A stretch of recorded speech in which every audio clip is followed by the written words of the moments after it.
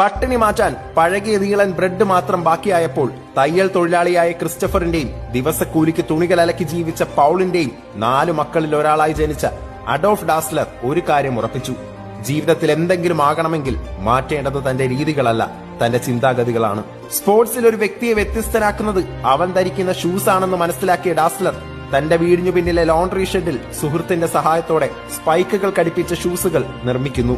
ഇടയ്ക്കിടയ്ക്ക് നിലച്ചു പോകുന്ന കറണ്ടിനെ പിടിച്ചുകെട്ടാൻ ലെതർ മെഷീനെ സ്വന്തം സൈക്കിളിനോട് ബന്ധിപ്പിച്ചും ലെതറിന് ക്ഷാമം നേരിട്ടപ്പോൾ റബ്ബറും പഴകിയ ടെന്റുകൾ ഉപയോഗിച്ചും ഡാസ്ലർ തന്റെ ഫാക്ടറിയിൽ സ്പോർട്സ് ഷൂസുകൾ നിർമ്മിച്ചു.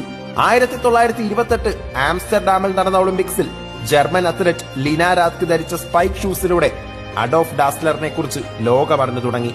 ഇന്ന് 64 ബില്യൺ ആസ്തിയുള്ള 1949 അഡോൾഫ് ഡാസ്ലർ തുടക്കം കുറിച്ച ആ കമ്പനി ഏതാണെന്നറിയോ? അഡിഡാസ്.